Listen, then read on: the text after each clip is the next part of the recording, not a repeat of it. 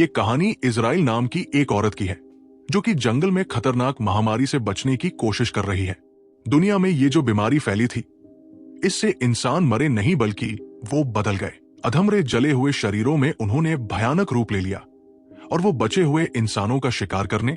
इस तबाही के बाद इस जंगल में कुछ कल्ट बने, लेकिन हैरानी की बात तो ये थी कि इस जंगल में रहने वाले इस कल्ट के लोगों ने अपने वोकल कोड निकाल दिए थे। यानी कि इनमें से कोई भी बातें या आवाज नहीं कर सकता था, क्योंकि इनका ऐसा मानना था कि बातें करना एक पाप है, बुराई है और इस दुनिया का अंत भी इनसे, किसानों की इन्हीं हरकतों की वजह से हुआ है, क्योंकि इंसानों ने बुराई बहुत ज्यादा की थी और अपनी बातों के चलते ही उन्होंने दुनिया का सर्वनाश कर दिया। अब इसी जंगल में वो जले हुए अधमरे शैतान भी है जो कि यहां घूमते रहते हैं, और अगर कोई जिंदा इंसान उन्हें मिल जाता तो वो तुरंत उसे अपना निवाला बना लेते। बाकी वो उसे मारकर खा जाते थे, लेकिन ये कल्ट वाले उन्हें मरने की बजाय उन्हें दूसरे इंसानों की बलि चढ़ाया करते थे, और ये शायद ऐसा इसलिए करते थे ताकि वो इनके इलाके में ना आए, इन्हें नुकसान न पहुंचाए। कहानी की शुरुआत होती है और हमें इजराइल को दिखाया जाता है, जो कि इस फिल्म की मुख्य किरदार है, जहां पर वो और उसका बॉयफ्रेंड केनन किसी तरह से उस कल्ट से भगाए थे। ये दोनों यहां इस जंगल में होते हैं और ये यहां से निकलना चाहते थे। यहां पर इजराइल बैरिस तोड़ रही होती है और तभी उसे जंगल में से कुछ आवाजें आती है। वो केनन को जाकर चेक करती है तो उसने आग जला रखा, इसलिए वो जल्दी से आग बुझा देती है। वो उस पे गुस्सा भी करती है क्योंकि इससे ये पकड़े जा सकते थे। इस फिल्म की खास बात यह है कि इस फिल्म के सभी लोग गूंगे हैं, म्यूट है, और इसलिए इसमें कोई भी मुंह से बात नहीं करता, और इजराइल इससे घबरा गई थी। इसलिए कैनन उससे माफी मांगता है, वो उससे गले लगाकर चूमता है और इजराइल उसे अपनी तरफ वो बनाया हुआ तोहफा देती है। लेकिन तभी वो कल्ट वाले यहां पहुंच जाते हैं। उन लोगों ने इन्हें ढूंढ लिया था। वो दोनों का पीछा करते हैं और इन दोनों को पकड़ लिया जाता है, जिसके बाद वो इन्हें कार की टिक्की में बंद कर देते हैं। फिर वो लोग इन्हें यहां से ले जाने लगते हैं। इजराइल निकलने की तो बहुत कोशिश करती है, लेकिन वो ऐसा कर नहीं पाती। अब ये दोनों गाड़ियां एक रास्ते पे जा रही थी, लेकिन फिर ये अपने रास्ते बदल लेती है।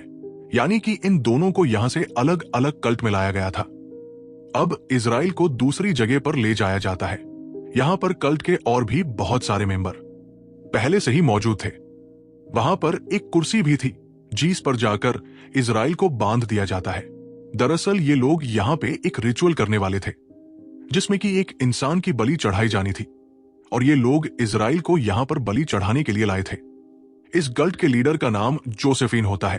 अब इजराइल बोल नहीं सकती थी, इसीलिए वो अपने इमोशंस के जरिए इन्हें समझाने की कोशिश करती है, प्लीज मुझे छोड़ दो, मेरे साथ ऐसा ना करो।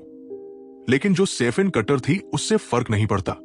फिर उसके लोग इजराइल को कुर्सी से बांध देते हैं और जो सेफिन उसका पैर जख्मी कर देती है ताकि इसकी खोल की वजह से वो अधमरे इसके तरफ 3:20 हो सके।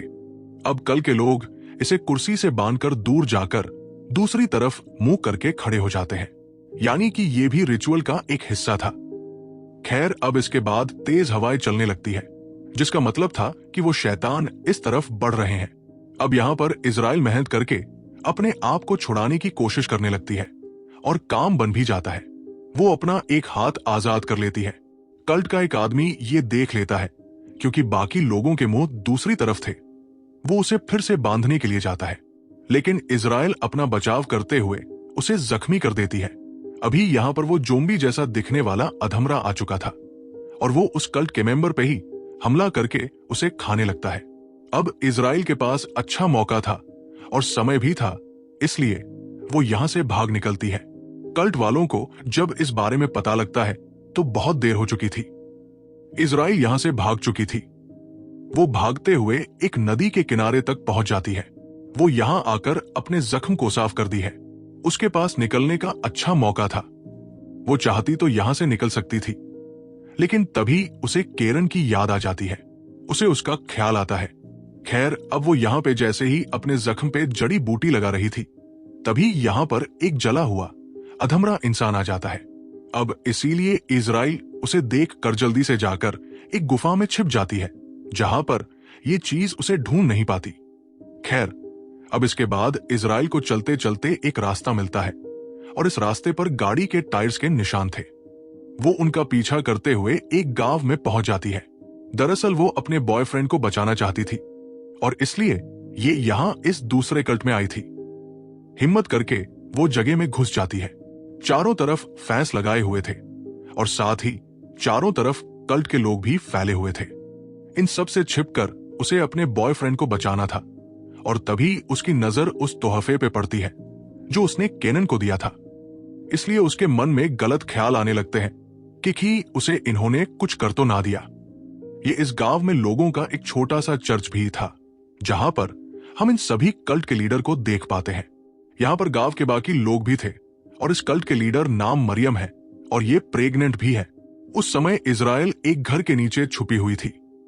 अब यहां पर जो सैफिना उसे बताती है कि वो में सफल नहीं रही, इसलिए गुस्से में मरियम उसे थप्पड़ मारती है क्योंकि ये लोग जिस चीज की पूजा करते थे वो भली उसके लिए बहुत खास, बहुत अहम थी। खैर, इजराइल अभी भी यहां छुपी हुई थी और जो सफीना को यह पता लग जाता है इसलिए वो उसे पकड़ने जाती है, लेकिन इजराइल खुद को बचा लेती है। इसमें उसका एक हाथ भी जख्मी हो जाता है। अब जो सैफीन उसके बारे में पूरे गांव वालों को बता देती है। खैर, अब गांव के हर एक आदमी इजराइल को ढूंढने में लग जाता है। इजराइल जैसे तैसे फैंस में अपने पैरों जख्मी करके वहां से भागने में कामयाब हो जाती है। वो जंगल में भागने लगती है। हालांकि वो लोग इस पर गोलियां भी चलाते हैं, लेकिन उनका निशाना इस पर नहीं लगता।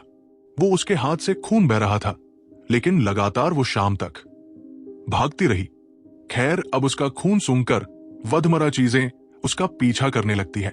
लेकिन अच्छी बात यह होती है कि इजराइल किसी तरह से सड़क तक पहुंच जाती है जहां पर एक गाड़ी वाला उसे देख लेता है। ये आदमी कोई कल्ट का मेंबर नहीं था, ये भूल सकता था। इजराइल भी इसे देखकर बहुत हैरान थी, लेकिन ये अच्छा इंसान था। वो इजराइल की पूरी तरह से मदद करता है। इजराइल जो कि बोल नहीं सकती थी, वो उसे इशारों में समझती है कि जल्दी निकलो। यहां से वो आदमी भी उसकी बात समझ जाता है, इसीलिए वो ड्राइव करने लगता है। अब इजराइल उसे अपने गले का निशान दिखाते हुए कहती है कि वो बोल नहीं सकती, वो उसे समझती है। फिर वो उसका जख्मी हाथ देखता है और उसे कपड़ा देते हुए कहता है कि इस पे बांध लो। फिर वो उससे खाने के लिए पूछता है कि क्या तुमने खाया है। और अब इजराइल को भी लग रहा था कि शायद वो बच जाएगी और इस मनहूस जगह से वो निकल जाए। वो आदमी रास्ते में एक म्यूजिक में लगाता है जो कि इजराइल को बहुत अच्छा लगता है। लेकिन तभी बता, किस्मती से गोली चलती है जो कि सीधा उस आदमी को लगती है। वो गोली एक कल्ट के मेंबर ने चलाई थी जिसने इन्हें ढूंढ लिया था। गाड़ी बेकाबू हो जाती है और जिस आदमी ने गोली चलाई थी वो भी नहीं बच पाता क्योंकि वो गाड़ी उसे रौंद देती है। इजराइल भी कुछ नहीं कर पाती क्योंकि गाड़ी क्रैश हो चुकी थी। वो बेचारा आदमी मारा गया जिसने इजराइल की मदद की थी और अब इजराइल भी जख्मी हो चुकी थी। लेकिन जब वो बाहर आई तो वो कल्ट का मेंबर अभी भी जिंदा था। वो उसे फिर से मारने की कोशिश करता है, इसीलिए वो खुद को बचाने के लिए उससे लड़ती है और तभी उसकी बंदूक उसके हाथ में आ जाती है और उस आदमी को वो खत्म कर दे। इजराइल के पास एक हथियार भी था।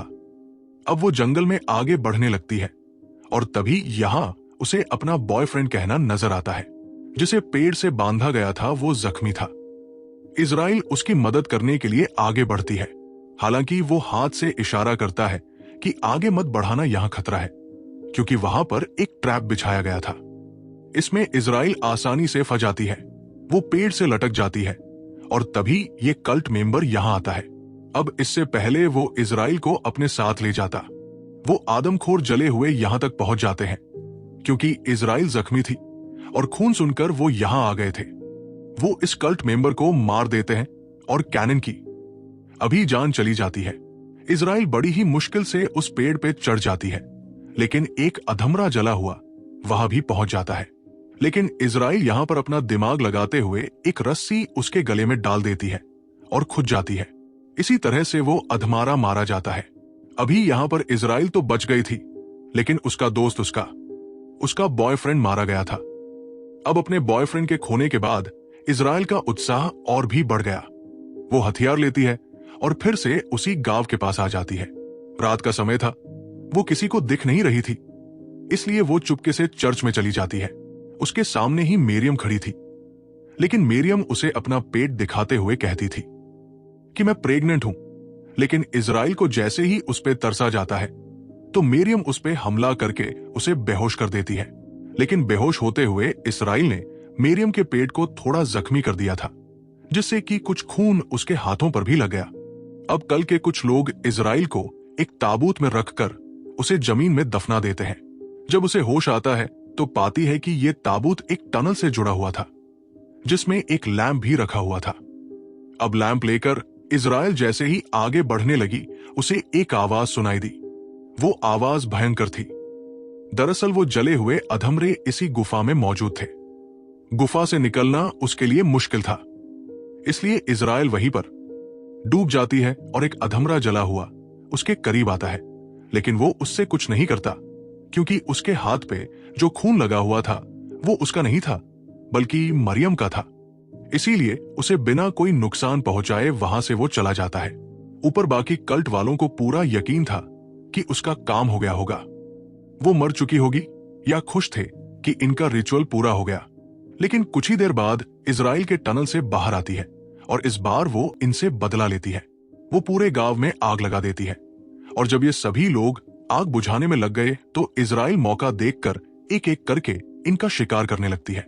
वो जो सिर्फ इनका भी पेट में गोली मारती है ताकि धीरे धीरे उसे जान जाने का एहसास हो सके। इसके बाद इजराइल चर्च में जाती है, जहां पर मरियम फिर से उस पे हमला करने की कोशिश करती है। लेकिन इस बार इजराइल उसका गला रेत देती है। मरियम भी कम ताकतवर नहीं थी, वो इजराइल से बराबर लड़ती है और उसे मार ही देती है कि तभी उसके बच्चे ने काम खराब कर दिया। वो इस दुनिया में आने लगता है, इसलिए वो रुक जाती है। इजराइल उसे हैरानी से देख रही थी और तभी एक गोली चलती है, क्योंकि जोसेफिन अभी भी जिंदा थी। इसलिए इजराइल जल्दी से एक बेंच के पीछे छिप जाती है। वहीं दूसरी तरफ मरियम अपने बच्चे को जन्म दे रही थी और इजराइल जोसेफिन रही थी। गोली लगने के बाद भी जोसेफिन चैन से नहीं बैठ रही थी, उसमें ताकत थी, वो रही थी। फिर दोनों के बीच हैंड टू हैंड कॉम्बैट होता है और बाद में इजराइल उसे मार देती है। तब तक मैरिया ने भी अपने बच्चे को जन्म दे दिया था, लेकिन वो घबराई हुई बाहर निकलती है और खुद ही अपना गला रेत देती है, क्योंकि उसने इंसान को जन्म नहीं दिया था।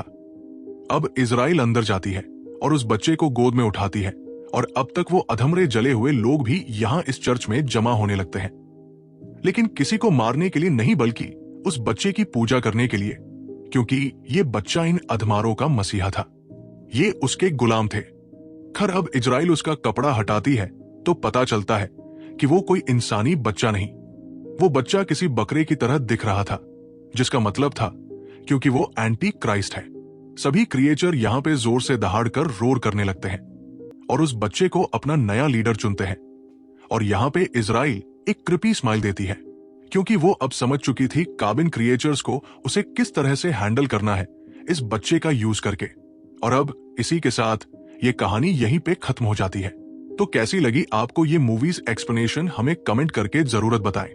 और अगर आप इस तरह के और भी कहानियों सुनना चाहते हैं तो हमारे इस चैनल को सब्सक्राइब करें। कर ले तो फिर मिलते हैं आपसे अगले वीडियो में, तब तक के लिए गुड बाय।